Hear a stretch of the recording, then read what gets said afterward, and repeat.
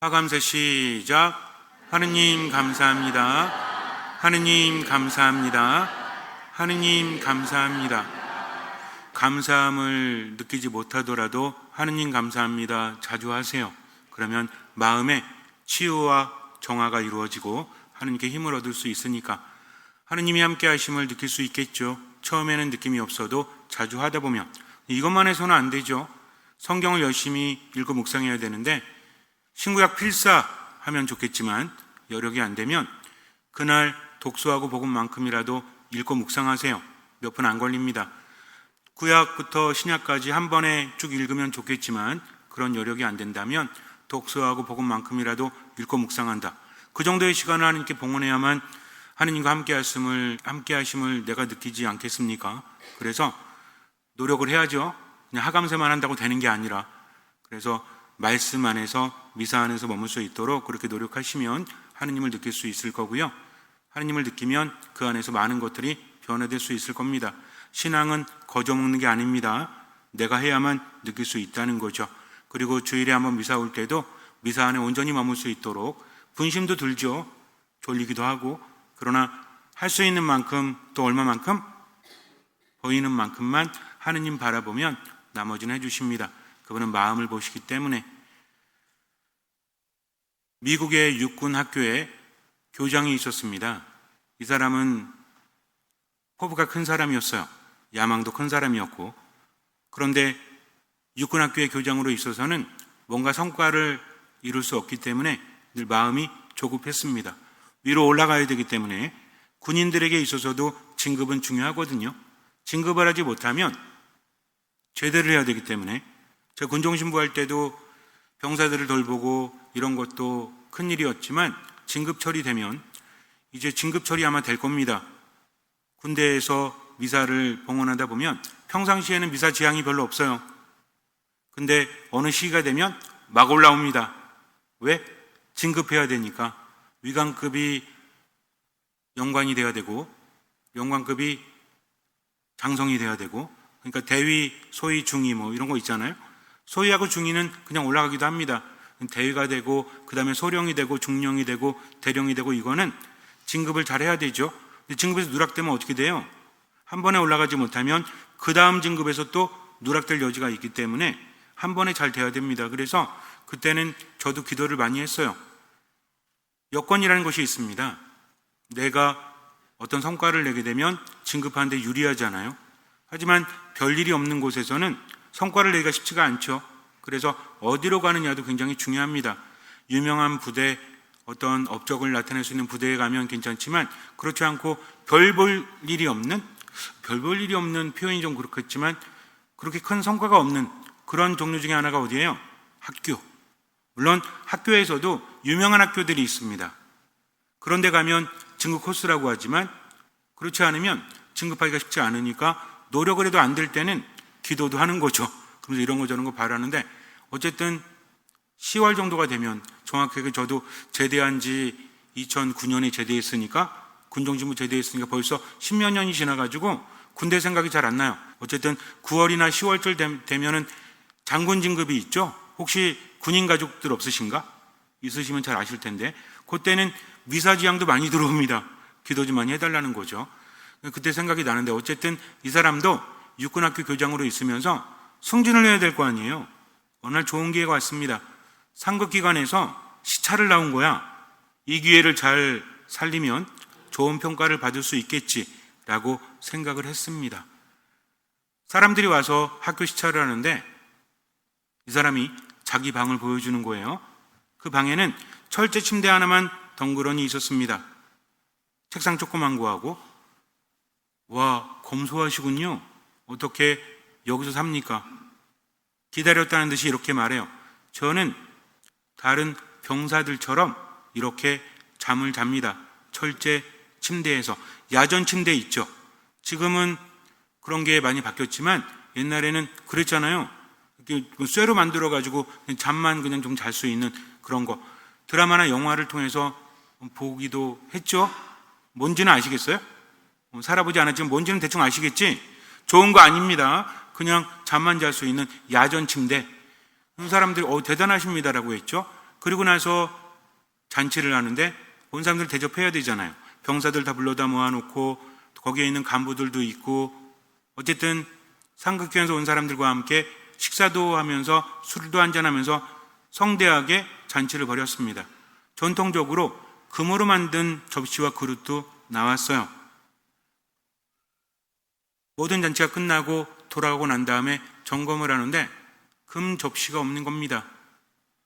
아니, 왜 이게 없지? 이리저리 찾아봤지만 어디서 나오지 않았어요.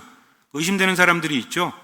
혹시 상급기관에서 시찰 나온 사람들 중에 어떤 사람이 가져가지 않았나 연락을 했습니다.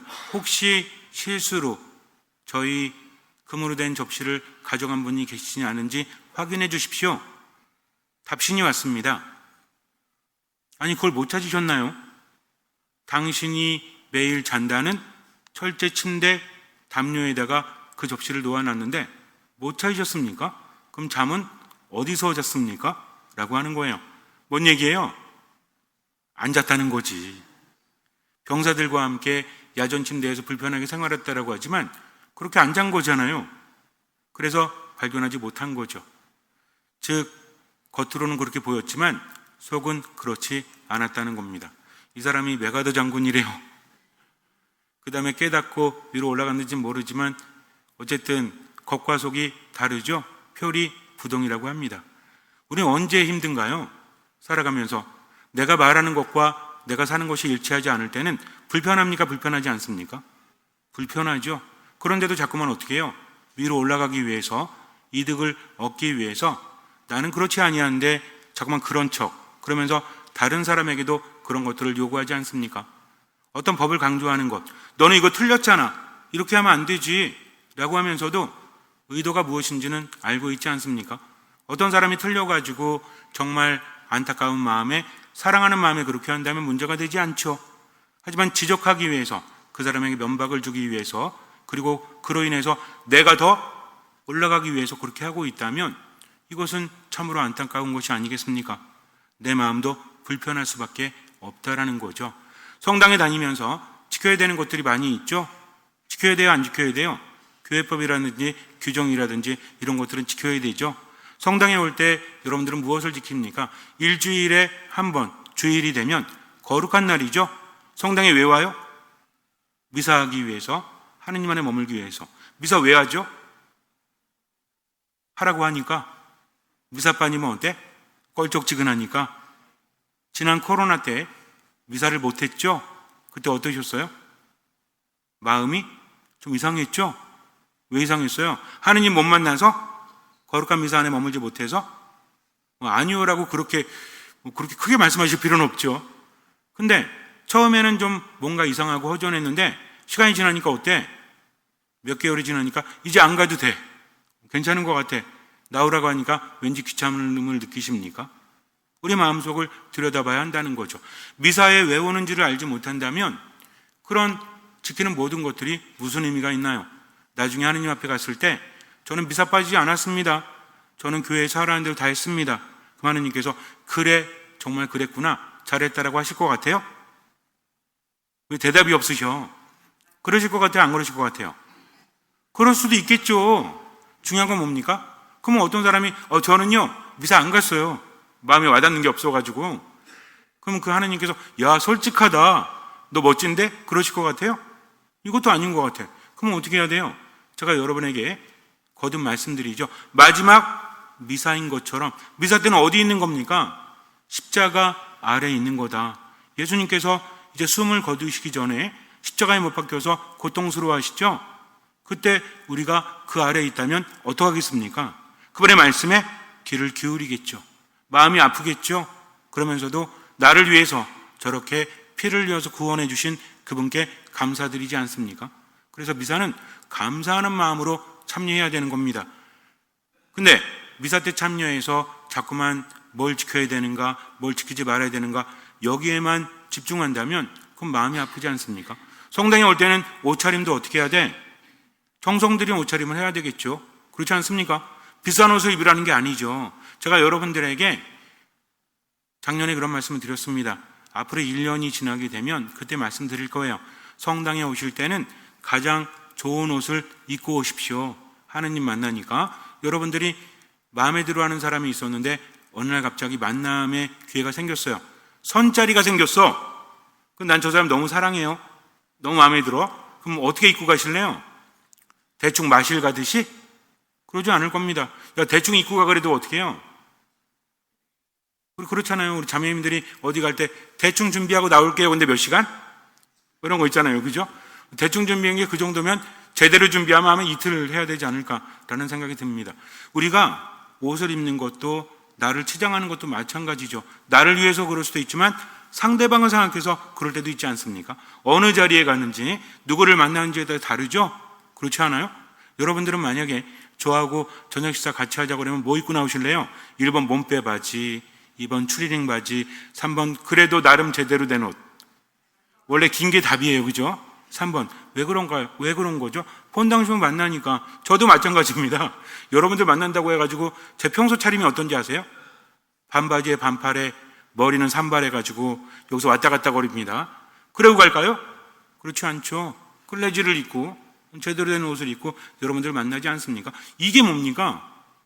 이게 예의예요. 이게 예의. 나이가 어린 사람이 나이가 많은 사람에게만 하는 게 예의가 아니라 예의라는 것은 관계입니다. 내가 그 사람을 중요하게 여기는 만큼 나 또한 그렇게 한다는 거죠. 아니 뭐 마음대로 입으면 어때? 내 마음대로지. 이건 내 마음대로입니다. 그러나 상대방을 존중한다면 그에 걸맞는 예의를 차리는 것은 좋은 거라는 거죠. 하느님을 맞이함에 있어서도 마찬가지죠. 미사는 하느님 만나러 오는 겁니다. 그의 법을 지키는 것도 하느님을 믿기 때문이라는 거죠. 그러면 그 의미가 중요합니까? 중요하지 않습니까?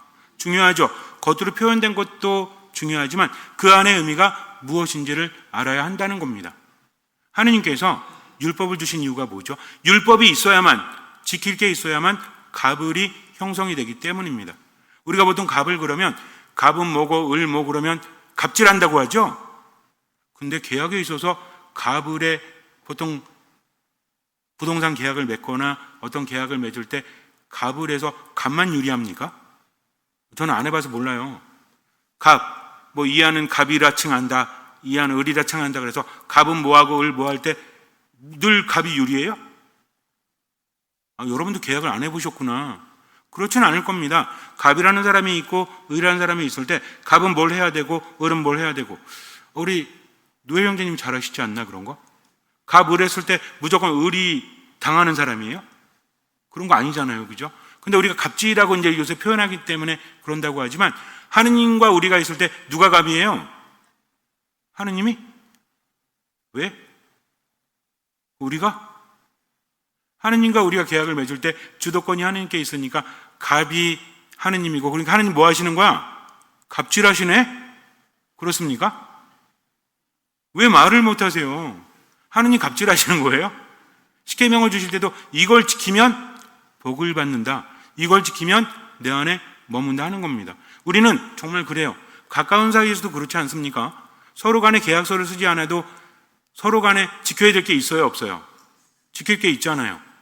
부모와 자식 간에도 그렇고 부부 간에도 그렇고 연인 간에도 그렇고 친구 간에도 지킬 건 지켜야지. 만약에 여러분들이 정말 친하고 그리고 허물없이 지내는 사이인데 나랑 만나기로 해서 오늘 12시쯤에 만나서 식사하기로 했어. 근데 연락이 왔어요. 요즘에는 카카오톡이나 메신저가 있어갖고 옛날보다 좀 편해졌죠? 옛날에는 어떻게 했어요? 12시에 만나자 그러면 12시에 만나요? 브라보콘? 뭐 이런 거 있잖아. 어쨌든 12시에 만나자고 하면 무조건 나가야 돼. 연락할 길이 없으니까. 요즘에는 어때? 누구나 되는 핑계, 그런 차가 밀려. 뭐가 어때? 이러면서 그러거나 아니 난 좀 어디 아픈 것 같아 라고 일단 핑계거리가 생기잖아. 미리 연락할 수 있으니까. 상대방을 존중한다고 하면서도 옛날 같으면 뭐 몸이 아파도 나갔죠. 왜? 그 사람 계속 기다릴 거니까. 요즘엔 미리 알려주면 되잖아. 그래서 스스로 생각하지 않습니까? 12시에 만나기로 했으니까 그 사람이 한 30분 전에 나오겠지. 그만 40분 전에 나 배가 아파서 못 나갈 것 같아 라고 하면 뭐 신뢰하는 건 아니니까. 근데 한 5분 전에 카톡이 왔어. 야, 나 오늘 딴 사람 만나야 되겠어. 너하고 난 친한 사이니까 다음에 보고 나 이 사람 만나고 싶으니까 그렇게 할게. 솔직해서 좋지. 그러면 어때요? 솔직해서 좋네 그래요? 이라인 씨 나를 뭘로 보고. 정말 친한 사이에도요, 아무리 너 편한 대로 하라고 할지라도 서로 간에 지켜야 될 예의가 있다는 겁니다. 이거를 생각해야 된다는 거죠. 하느님이 갑질을 하는 것이 아니라 하느님이 그렇게 해야만 우리가 하느님의 복을 받을 수 있다는 거죠. 그러면 율법이라는 것도 마찬가지죠. 10개에서부터 분화가 되잖아요. 왜? 세상이 변하니까, 세상이 복잡해지니까 법이라는 것은 많아지게 되어 있죠. 근데 그 법의 근본 정신이 있습니까? 없습니까? 있다라는 거죠. 우리가 법을 지키는 것은 그것이 인간을 위한 것이고 그것이 우리나라 사람들을 위한 것이기 때문에 지키는 거죠. 이게 중요합니다. 그렇기 때문에 뭐가 있는 거야? 예외 사항이 있는 거죠. 교회도 교회법이라는 게 있습니다. 근데 교회법에도 두 가지가 있어요. 하나는 보편법이라고 있어요. 하나는 지역법이라고 있습니다. 무슨 얘기냐면 전 세계 가톨릭 신자들이 지켜야 되는 게 뭐예요? 이 보편법이에요. 그 다음에 개별법, 지역법 이렇게 여러 가지로 부르는데 교구마다 다른 게 있어. 뭔 얘기인지 아시겠죠? 그럼 이거는 개별, 법, 지역법 이렇게 하는데 뭔 얘기인지 아시겠죠? 그럼 전체 가톨릭이 지켜야 되는 것과 수원교구에서 지키는 것 중에서 어떤 게 더 셀 것 같아요? 예를 들어서 전체 가톨릭 보편법에서 A를 해라고 그랬는데 수원교구법에서 A 하지 말고 B 해라 그랬어. 서로 부딪혀. 그럼 뭘 지켜야 될 것 같아요? A예요? B예요? A 같죠? 아니 B예요. 이게 좀 헷갈리지? 왜 그러냐면 원래 A만 있어야 돼. 하지만 상황이 다르기 때문에 B를 세운 겁니다. 뭔 얘기인지 아시겠어요? 보통 파란불에 건너면 돼요, 안 돼요? 되죠. 갑자기 너무 당연한 질문을 하니까 그럼 빨간불에 건너면 돼요, 안 돼요? 근데 경찰관이 수신호합니다. 건너라고. 그럼 어떻게 해? 아니 빨간불인데 왜 건너라고 하지? 미쳤나? 이래요? 뭐가 우선입니까? 수신호가 우선인 거죠. 그러니까 보편법은 신호등이에요. 근데 갑자기 어떤 일이 생겼을 때 경찰관이 수신호하면 이게 개별법, 교구법입니다. 뭔 얘기인지 아시겠죠? 그러니까 뭐가 중요한 거야? 가장 교구에서 하라고 하는 게 가장 중요합니다. 여러분들이 가고 싶어하는 또는 가본 적이 있는 나주도 마찬가지예요. 광주교구 주교님이 가지 말라고 하면 안 가야 되는 거고 수원교구에서 가지 말라고 했죠. 그럼 어떻게 해야 돼? 안 가면 되는 거야. 근데 거기에서 야 성모님의 발언이 진짜네 마네 이럴 필요가 없다고 했죠. 왜? 성모님의 발언은 안 믿으면 됩니까? 안 됩니까? 파티마, 로르드, 과달루페 성모님의 발언은 우리가 믿어야 돼? 안 믿어야 돼요? 안 믿어도 돼요. 아니 신부님 왜 그런 말씀을 하십니까? 그 성경에 나오나요? 교회법에 나오나요? 교회에서 인정했다는 것은 그래 가도 되고 믿어도 되라고 하는 거지 믿어야 돼가 아닙니다. 여러분들 가톨릭 신앙을 가톨릭 신자답게 해야지 이거 착각하시면 안 돼. 제가 여러분에게 말도 안 되는 소리 합니다. 예를 들어서 이런 말 할 수 있죠. 여러분들 묵주기도를 하루 20단씩 안 하면 지옥 갑니다. 라고 하면 믿어야 돼? 안 믿어야 돼요? 이런 거 안 믿어야 돼. 지옥을 왜 가? 그러면 저부터 갈걸요 아마? 뭔 얘기인지 아시겠습니까? 신앙이라는 것은 행복해야 되는 거예요. 기뻐야 되는 거예요. 벌 받을까봐 지키는 게 어찌 행복합니까? 우리 수녀님들이 수도 생활하시는 게 행복하려고 하시는 겁니까? 아니면 강박적으로 하시는 겁니까? 여러분들이 수녀님들 보면은 거룩하신 분들이죠? 봉헌된 신부들이니까 보기만 해도 기분이 좋지, 그지? 안 그래요? 아침에 연구차 보는 게 더 기분 좋아요? 아니면 지나가는 수녀님 보는 게 더 기분 좋아요? 지나가는 수녀님 보는 게 더 기분 좋죠? 복권 사시는 분도 있다라고 하는데 그러면은 수녀님들이 행복해 보여요? 불행해 보여요? 행복해 보이죠? 말이 별로 없네. 불행해 보이나? 그럼 수녀님들 왜 행복하시죠? 가진 것도 없고 결혼도 못하고 그리고 진짜 따뜻한 데서 이렇게 편히 수녀원 가보셨어요? 수녀님들이 제일 불쌍해 사실. 신부님들은 수녀님들에 비하면 아무것도 아니야. 행복한 거야. 불도 안 떼어주고 막 그런 데도 많이 있더라고요. 그래서 수녀님들이 병이 많으신 것 같아. 근데도 행복하신 거죠. 왜? 본인이 선택하셨기 때문에 하느님 안에 머물기 때문에 그렇지 않습니까? 보기만 해도 안쓰러우세요? 수녀님들? 그러기도 하구나. 어쨌든 행복하신 분들이잖아요. 우리가 신앙인이기 때문에 그렇게 볼 수 있는 것이 아니겠습니까? 세상은 그렇다는 거죠. 내가 억지로 그렇게 사는 것이 아니라 하느님을 위해서 어떻게 기꺼이 봉헌하셨기 때문에 우리 수녀님들은 아름다우신 겁니다. 저는 사실 수녀님들 보면 되게 이렇게 마음이 좀 그래. 애처로워서 그렇다는 게 아니라 제가 막 이렇게 의관을 정죄하게 되고 막 그런 거 있잖아요. 그래서 좀 이렇게 몸가짐 마음가짐 바로 하려고 합니다. 시민들 보면 안 해. 나도 신부니까 어쨌든 그런 마음들 있습니다. 중요한 건 뭐냐면 하느님을 존중하기 때문에 그 뜻을 기리는 게 중요한 거지, 어떤 법을 지키고 어떤 법을 지키지 않고 이게 중요하지 않다는 거죠. 여기서 마음이 드러나게 됩니다. 점점 법은 많아지죠. 하지만 핵심이 뭐다? 하느님을 사랑하고 이웃을 사랑하는 것, 즉 사랑이 없다면 그것은 의미가 없습니다. 칼이라는 것은 강도의 손에 들리면 흉기가 되죠. 의사의 손에 들리면 사람을 치유하는 좋은 것이 된다는 것을 잊지 말아야 돼요. 그래서 법을 지키되 뭐가 있어야 된다? 사랑이 있어야 한다는 거죠. 율법은 점점 분화됩니다. 문제는 뭐였냐면 율법 자체가 문제가 아니라 율법이 어떻게 쓰이느냐, 바로 이것이었다는 거죠. 율법하면 떠오르는 사람들이 있죠. 바리사이들, 율법대로 사는 사람들. 또 하나 뭐예요? 율법학자들, 율법을 가르치는 사람들. 사람들이 하느님 때문에 율법을 지켰잖아요. 그러면 하느님의 뜻을 먼저 생각해야 되는데 점점 어떻게 됩니까? 율법을 많이 알고 율법을 가르치고 율법을 지키는 사람들이 점점 높아지는 거야. 누구보다? 하느님보다. 그러니까 사람들이 그럽니다. 왜 율법을 안 지킵니까?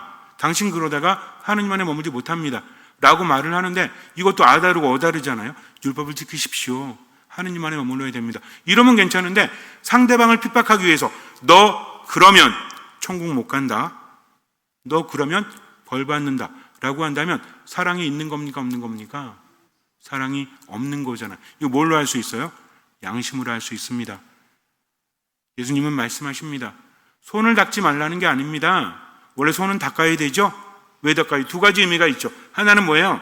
위생적인 거죠. 우리도 코로나 때 손 잘 닦았죠? 닦지 말래도 닦고 마스크 쓰지 말래도 써. 그때 처음에 얼마나 웃겼는지 아세요? 처음에는 마스크 어떤 분은 쓰고 안 썼어. 그러니까 불편하잖아요, 재채기 하면. 그래가지고 쓰라고 하니까 와서 그랬어요. 저 진짜 겪었다니까. 코로나 초기에 제가 먼저 쓰라고 했습니다. 그랬더니 어떤 분들이 오셔서 기분 나쁘대요. 왜 자꾸 쓰라고 그러냐고. 그러다가 교구하고 이제 난리가 났지.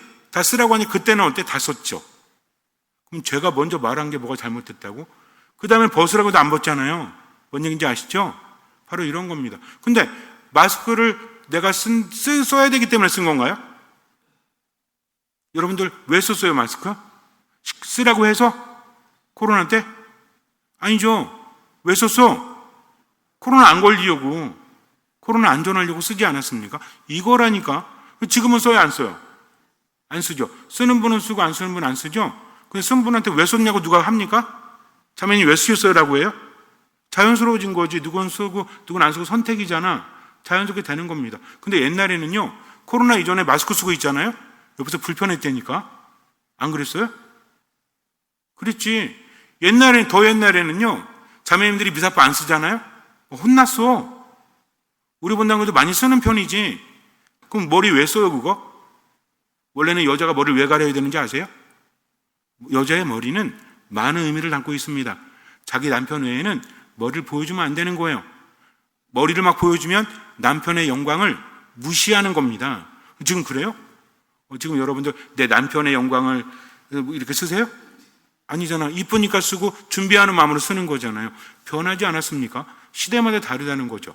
의미가 있잖아요. 근데 예수님 시대는 어땠냐면 모든 사람들이 하나님을 따르니까 율법을 가지고 사람들을 핍박하는 게 되었습니다. 야, 너 손 안 씻어?